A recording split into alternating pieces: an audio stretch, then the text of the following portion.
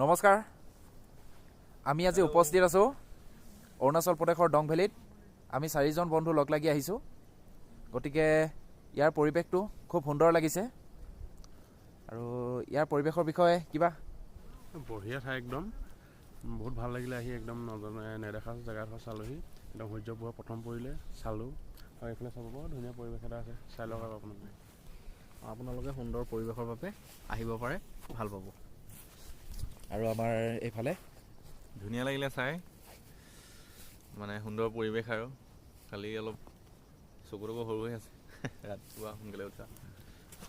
মানে আহোঁতে কষ্ট আছে, কিন্তু যিটো কষ্ট কৰি মানে আমি ইয়াত আহিলোঁ ন, সেই কষ্টটো মানে ইয়াত দেখি মানে সেই কষ্ট একদম নাইকিয়া হৈ গ'ল আৰু একদম বঢ়িয়া। মানে চাই লওক এইফালে।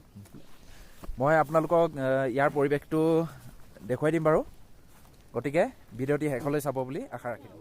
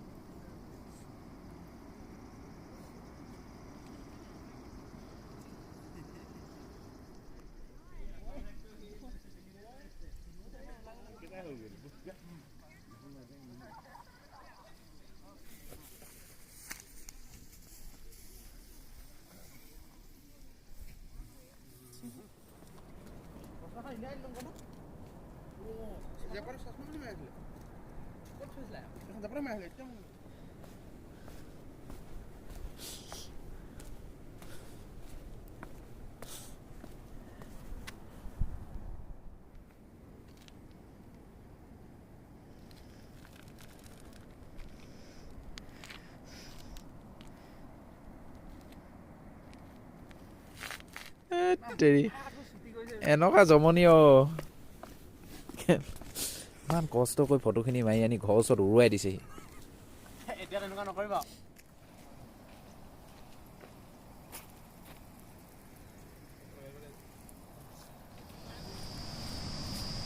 ঘূৰিব লাগিব এইটো ৰাস্তাই আকৌ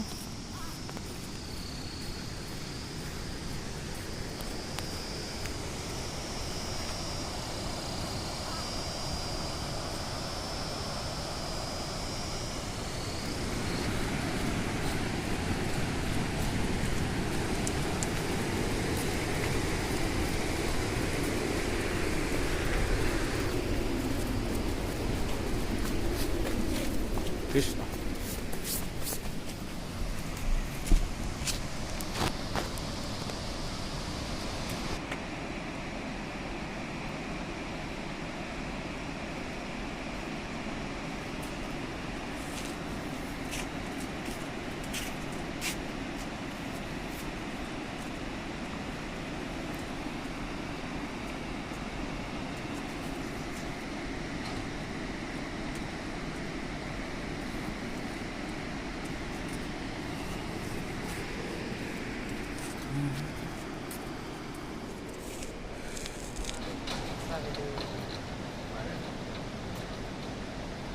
খোজকাঢ়িবলৈ ভয় লাগি আছে, হত্যা হৈ পৰিম, এতিয়া হৈ পৰিম নিচিনা লাগিছে।